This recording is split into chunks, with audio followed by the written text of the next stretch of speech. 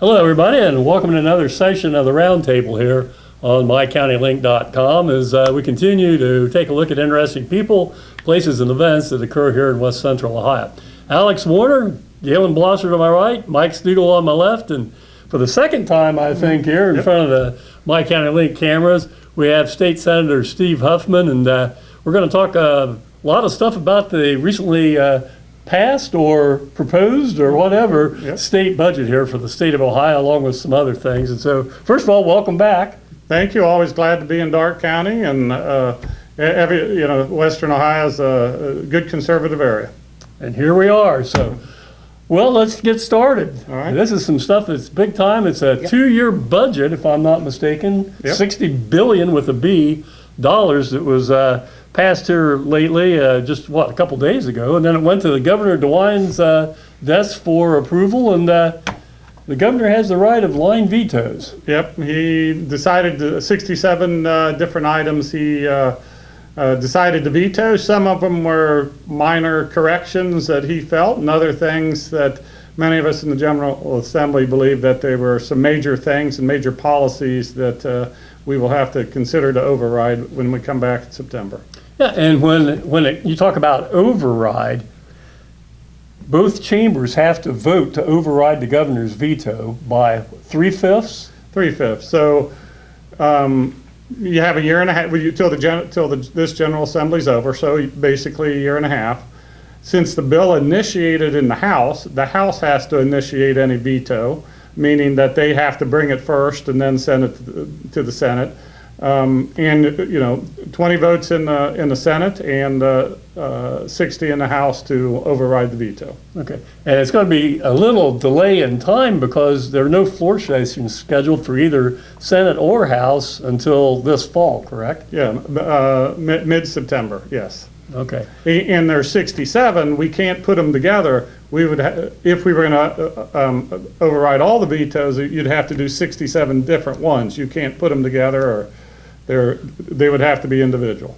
I'm trying to remember. There's an old joke about that. I'm sure it doesn't apply to Ohio, but the best time of the year is when House and Senate's not in session. Steve, on that, you guys being off now, do you consider this is this a good time for this? So does everybody get to really stop and look at everything and think about it now, or has everybody pretty much made up their mind already? No, I think that, listen to constituents, see what people have to say.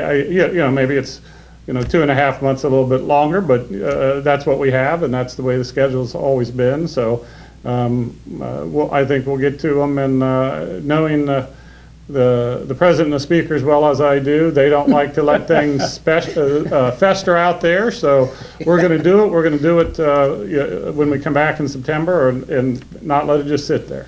We might say a little bit, the speaker he's talking about, the House of Representatives here for Ohio, is his cousin Matt Huffman.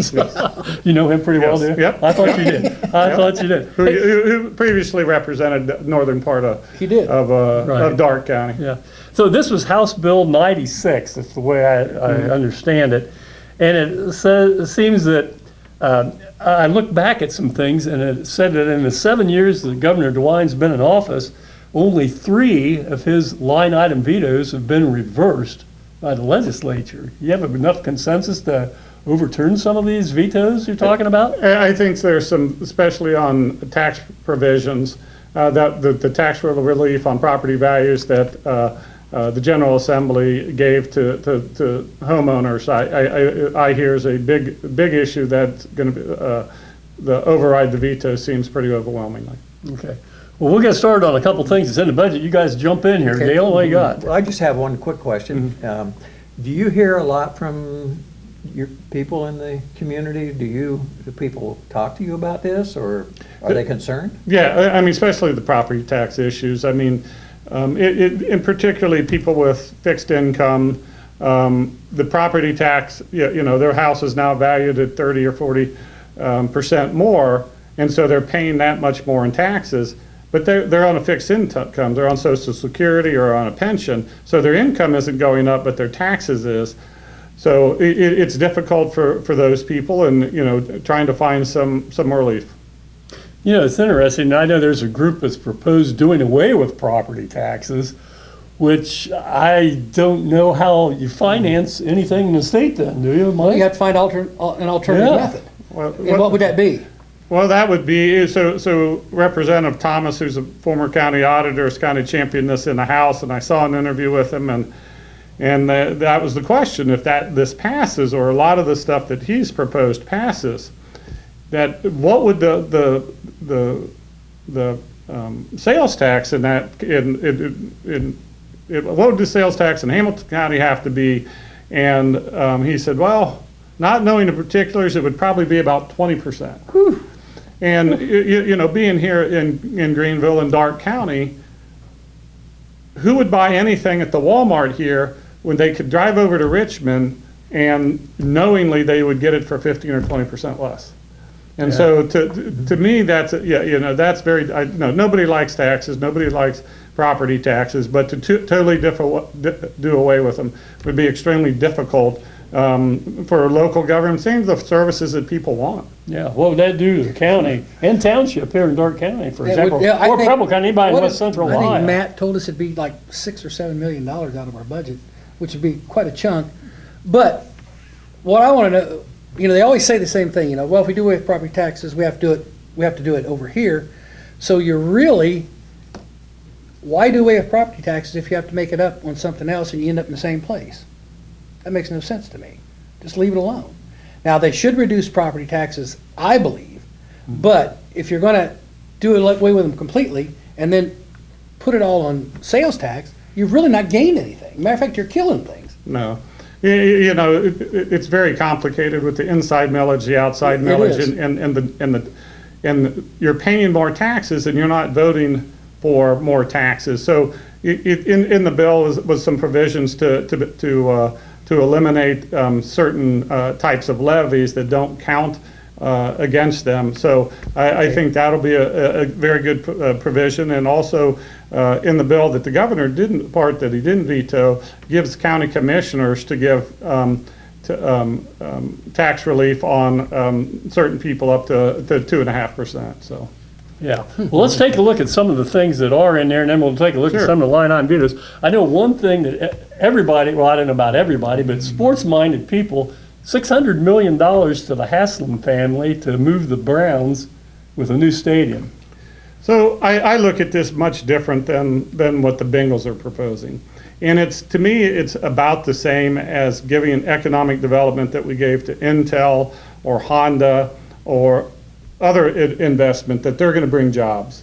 So right now, Cleveland Stadium has, let's say, 10 to 15 events a year. And if you move to Brook Park, you put the roof over top, it's a $2.5 billion investment, not just the stadium, but around it. You're creating a great deal of jobs to build, number one, and number two, the other jobs, plus you're bringing hundreds of thousands of people to Cuyahoga County, Brook Park, Cleveland, where they're going to stay in hotels, spend their money. So you're bringing, just like Intel did, you're bringing jobs to that area. Now you look at what the Bengals are proposing. Mm-hmm. They're proposing putting lipstick on. They're going to fix the escalator, a new scoreboard. They're still only going to have 10 to 15 events a year. They're not going to bring more people, they're still going to get 55 to 60,000 people a year. So they're not bringing people in or making any new jobs. So, we can talk about the source, the where are we getting that from? The unclaimed funds. Unclaimed funds. Yeah. And people and I agree, it's people's money. But the vast majority, the money that we're taking, a lot of it has been there over 20 years. And it has to be there at least 10 years. 10 years, okay. It has to be there 10 years, but most banks and other people are not putting it into that account for 5 to 10 years. So it's well over 10 years. And there's, ways that people can, still claim the money. And we'd encourage people to go to the website and look for themselves and see if there's anything out there that would be theirs. Well, doesn't the state also, or somebody sends out, I get one about every year or two, about, check your unclaimed funds, this is the number to call or whatever. I think the state puts that out, don't they? Well, the Department of Commerce does. Every year at the state fair, they have a booth. You can check on their computers. In this budget, we put $1 million of state money to the Department of Commerce to specifically advertise out there to go and search for your money. Yeah, I think what we're talking, the unclaimed funds, I just looked it up this morning. I think there's like $4.8 billion in unclaimed funds that have accumulated over the years, and it was supposed to be there in perpetuity, if I can say that word right. Forever. Forever. And now there's a provision in there now you'll be able to draw funds out of that after that 10 years has passed. So 1.7 billion of the 4.8 is going to be coming out, and that's part of what will be used then for that 600 million for the Browns. Right. Right, and it'll also develop a fund, and not just for the Cavs, the Reds, the Bengals, sports teams, but entertainment venues and cultural activities for museums and Great things like idea. that can draw money down for those things. Yeah, and I see there also is a provision where they modified the Modell law. Art Modell was the owner of the Browns and kind of snuck out of state, took the Browns to the Baltimore, became the Ravens. After the Ravens had snuck out of Baltimore and put their semi-trailers in the middle of the night and went to Indianapolis and became the Colts. So that's been a revision. It's not just to move a team out of state, but you allow them to move within the state, correct? Well, if you look at the original bill, that was Dennis Kucinich did it when he was in the General Assembly, went from Cleveland before he became a congressman. And it basically, it wasn't really workable in the sense that once the lease is up, basically what we changed was when the lease is up, you're allowed to go and stay in the state, because if you had to stay there forever, then you would never negotiate in good faith. And so it's when the lease is up that you would go, is what we changed in the Modell law. Okay. Another thing I see that's been passed, flat income tax, 2.75%. That was my bill, Senate Bill 3, that That's I why I brought introduced. it up. Yeah, that I introduced, and that goes along the two previous General Assemblies. I've introduced a bill to totally eliminate personal income tax in the state of Ohio, and this is the step, the hard step, because now every time we reduce that 2.75, everybody in the state is going to get a tax cut. And to me, we have to, we spend too much money. It's the people's money, and we need to get it back to them. And I think it's going to really be an economic driver for the state of Ohio going forward. So we can compete with Tennessee and Florida and Texas and others, the 8 or 9 other states. So Yeah, I know some of the critics of that are going to say then, well, hey, we're estimating if we go to that flat tax, we're estimating a $1.1 billion loss in general revenue funds. So how do you offset that loss? well, we did. And we also increased Medicaid spending by $4 billion. So there was money out there to cut. Some of the provisions that we were, tax expenditures that the General Assembly favored, the governor kind of vetoed, including taxing newspapers and historical tax credits and some other things that would have generated more revenue for the state. But it's all balanced, and that's good. Okay, well, that's good. We'll get back to that. Galen, you got any questions right off the No, bat? I'm amazed to sit here and listen to Senator Huffman of how he keeps all these numbers in his head. And it's. I make some of them up. But it's, Well, it's typical legislature. but what you're doing for the state, it's a full-time job, probably. It's probably not a 40-hour-a-week job. No, I mean, especially during the budget season, since we got the budget in mid-April till we passed it out. First, the House is very focused in February, March, half of April. When they get the budget, then we're very focused when we do. And then you go to conference committee, and out comes something good. Yeah. So how many hours in really busy times, how much time do you actually spend working on this? I've never sat down. I mean, it's Okay. a lot of times during the week. So, and then listening to constituents and other people about their concerns. So. Now, another thing that's come up is it has to do with education and so forth. I was on the school board here for 10 years, so this is something I'm kind of Sure. interested in. There's going to be a 40% limit on carryover of funds from year to year. If your school district has more than 40% of their budget, then that goes back to the county budget commission, and then that's distributed as refunds back to the citizens. Back to Right. citizens, yeah. So that was one thing that the governor vetoed. He didn't like that. And I also believe that is probably the first thing that veto we will try to override. And the thought is that there are schools out there with 150, 175% of a yearly operating budget sitting in the bank. And I think it was really interesting that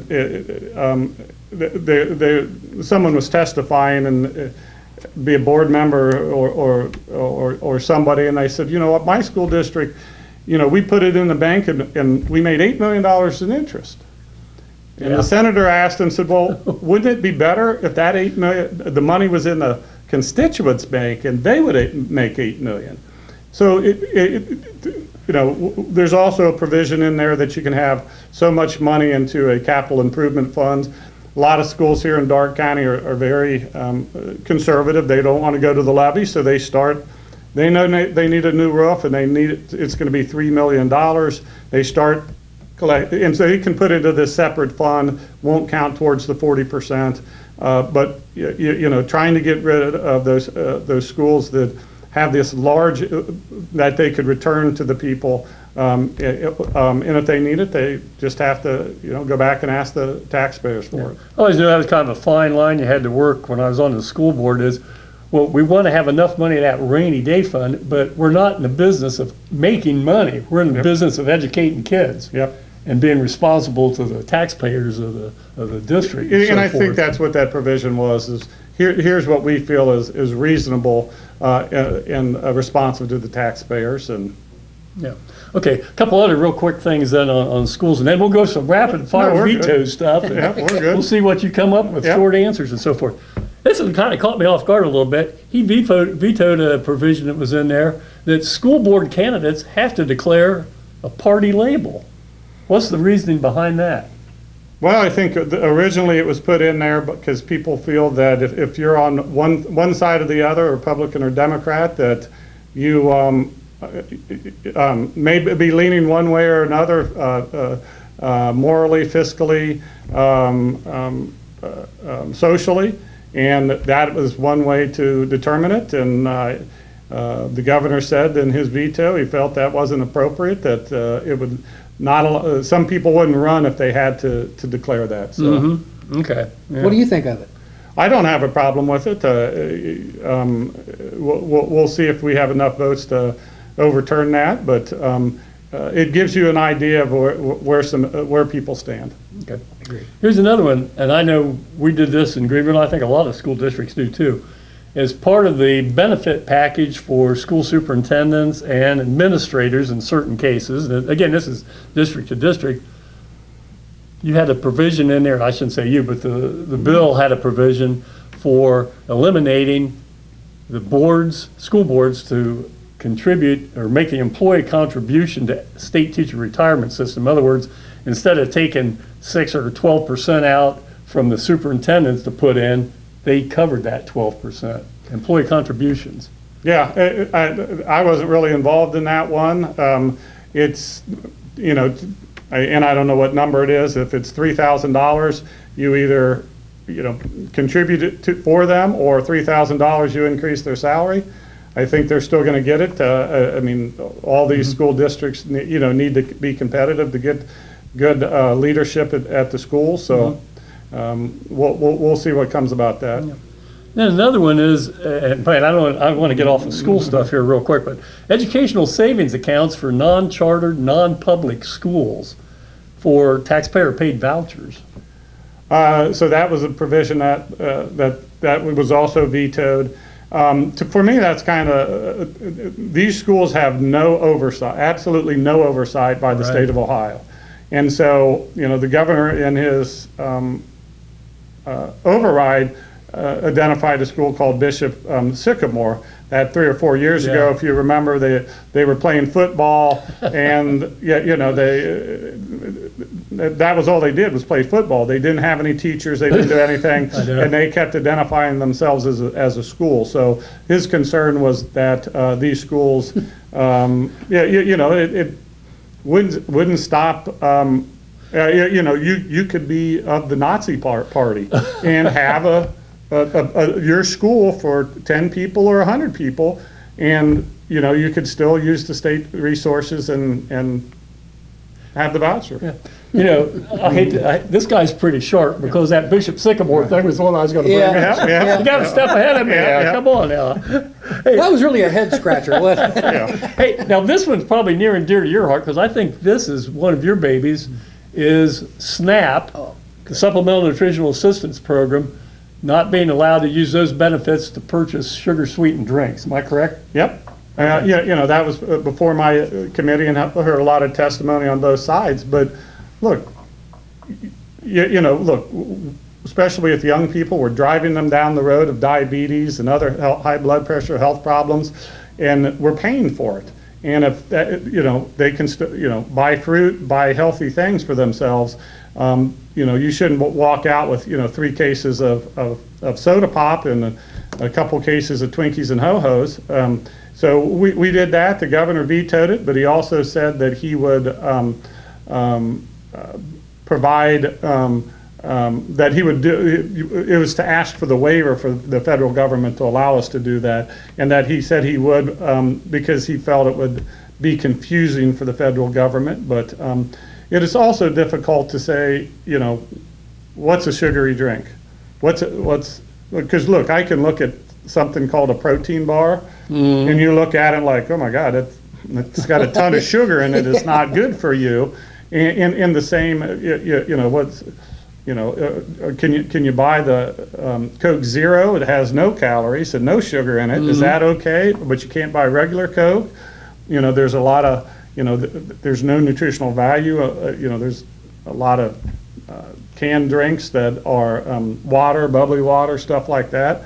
So it's hard to get down to the right sugar level and things like that. And hopefully the federal government will give us some direction and say, here's are the things that you can exclude and here are the things that you can't. Boy, that's a scary thought, direction from the federal government. What's your thoughts on that? I agree. I agree. But, a lot of times they fail the states by not giving us direction, and then we go in one direction, and then they're like, no, that's not the direction. Well, help us out. Tell us what direction to go in. Give us some help.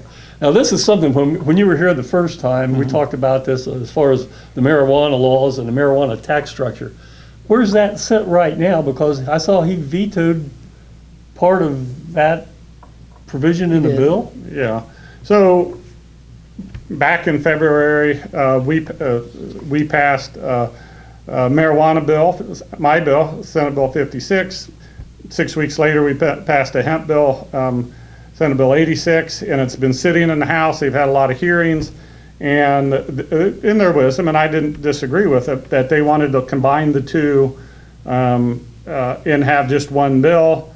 And last week it was set for a vote, and there were some people that disagreed with some marijuana stuff. Some wanted the hemp stuff changed, and they just didn't have enough votes. And we're going to try to hash some things out this summer and have something ready, because especially the intoxicating hemp is just very difficult. That a teenager can go in and get THC at a high level without an ID in different places, and it can be very dangerous, and we need to get rid of it. But we'll keep working on that. But the question was about the tax structure. That was something in the budget that it was supposed to be 36% for the locals. I believe that we will land where the locals will get some money. Exactly how much, I'm not sure. But right now, we've had a marijuana program for about a year and a half, and all that money is just sitting in the bank.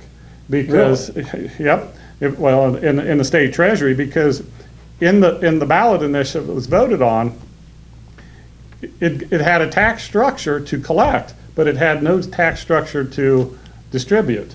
So it never tells the treasurer of the state, send this money to these people. Oh. And so it just sits there because there's no distribution. So once we get a plan, we'll quickly redistribute all that money. Yeah. Gail, is Greenville still, I don't know, I'm looking for the word, it's not tax or an island where you don't allow medical. Moratorium, yeah. Do we have that here in Greenville yet? The mayor talked about it. Now, whether it actually happened, I don't know for sure, but he was not going to allow it. No, he was violently against it.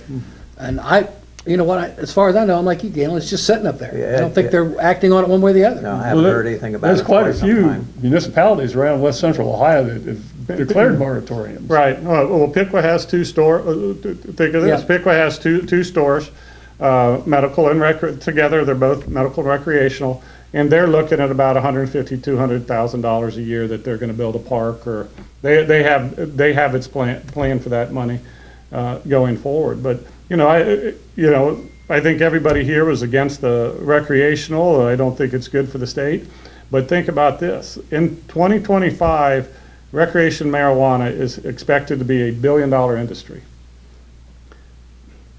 That's $1 billion we took away from drug dealers. Right. Yeah. And it's going to end up to probably be about $100 million that we generate in taxes.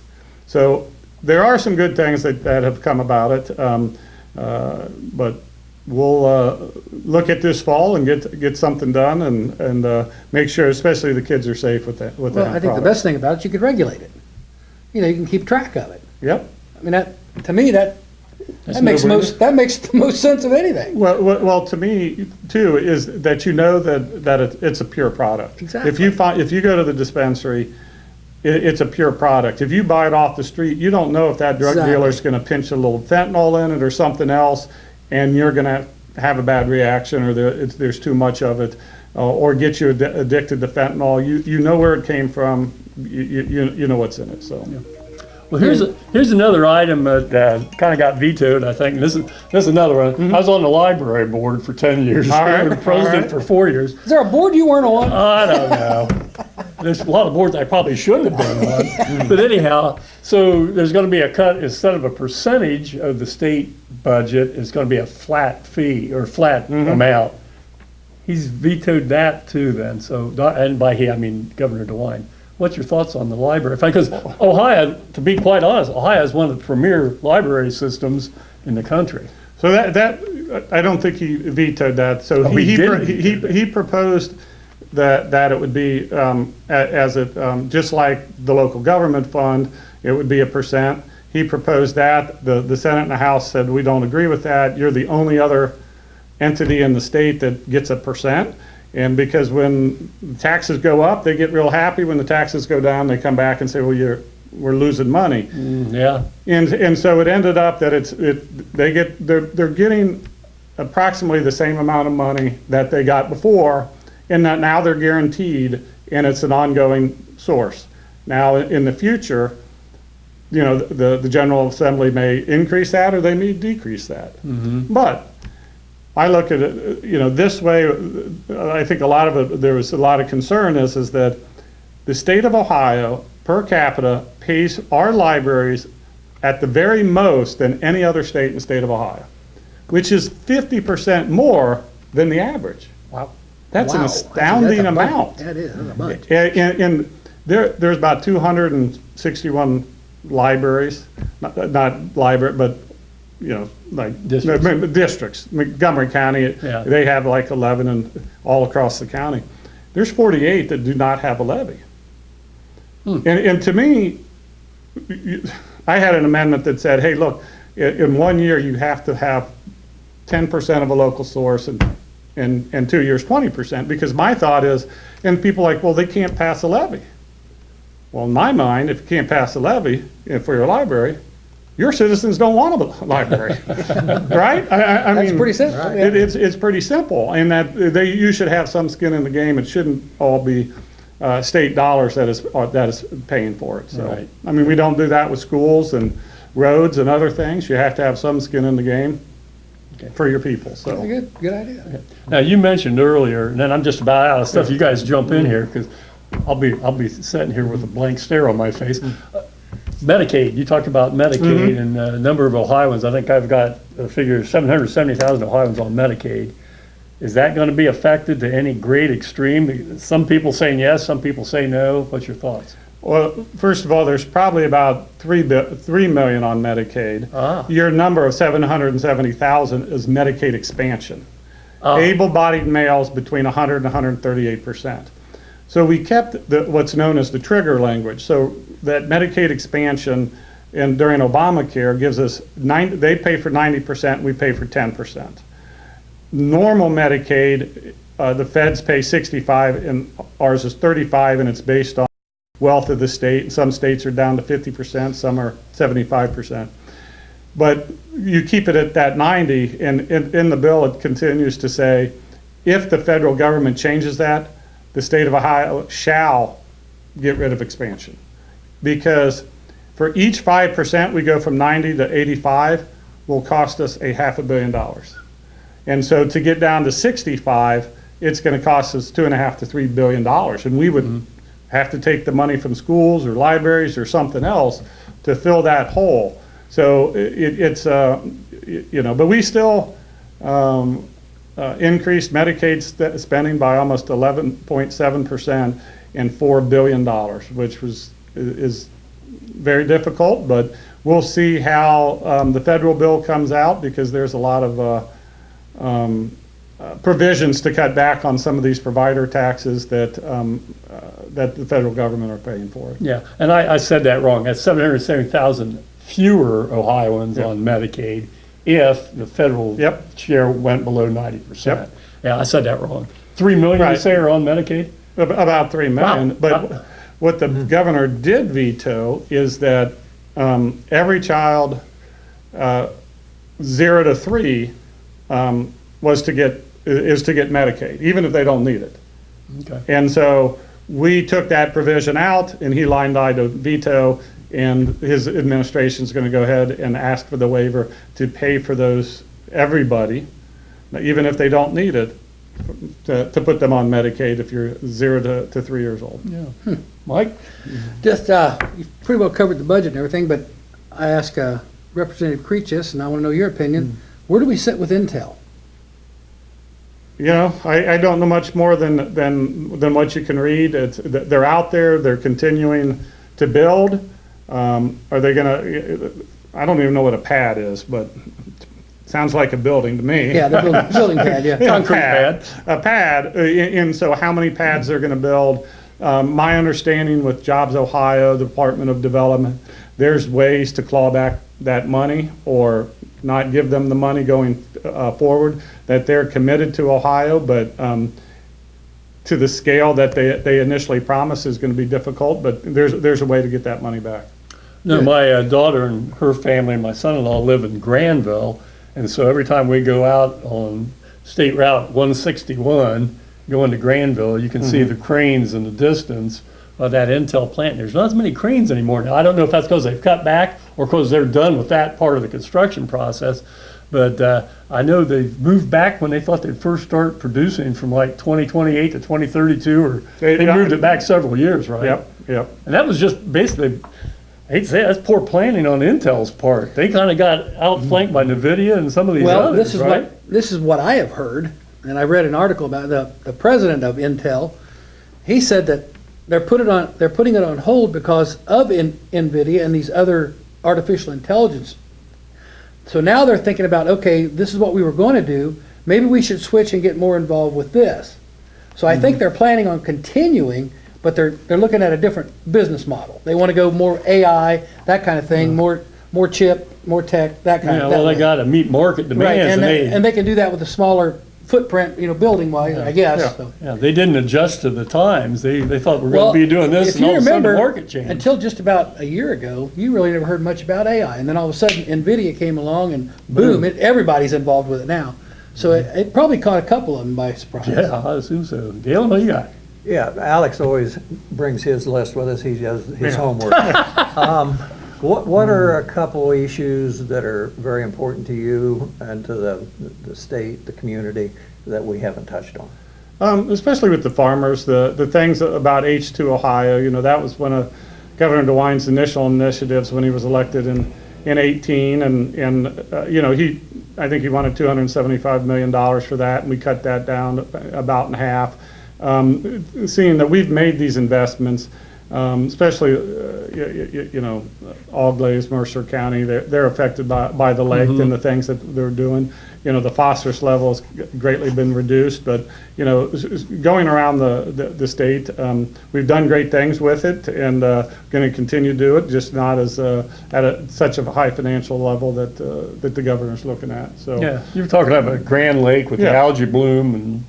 It's a lot of stuff and a lot of direction and education of the farmers, and the vast majority of farmers want to do what's right, how to put the fertilizer on, the manure spreading and stuff like that, and it's getting done vastly by education and the farmers agreeing that they want to be good stewards of the land going forward. So. Okay.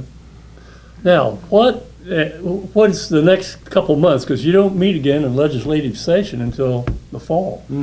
So what's your plan of attack? How do you go around? How do the legislatures get together and communicate? And how are we going to do this? How are we going to get the votes for this or the votes for that? What do you do here all the next 2-3 months? Just like yesterday, I spoke to President McCauley about things, and we'll communicate with different senators, but to me, the summer is more about getting it out with the constituents, the people in Miami and Dark and in Montgomery County, to see what they want and see what's important to them. And the vast majority are talking about property tax and trying to make littler government in the state. And then one final thing for me is, so you're term limited here. Yep. What's your plans? So we'll see. I got another 18 years. I'm going to concentrate on that and see what direction to go. But there's a lot of work to continue to do, especially as chair of health, and there's a lot of stuff out there to take care of. Okay, so you can move on. Yep. Continue serving the people of West Central Ohio as well as the state of Ohio, Yep. right? Yep. Okay. And we can keep seeing him, that'd be good. Hey, yeah, Yeah. make it a regular here. You got to pay a union fee to really sit in on this group, I tell you. Have you been out to see our new stadium?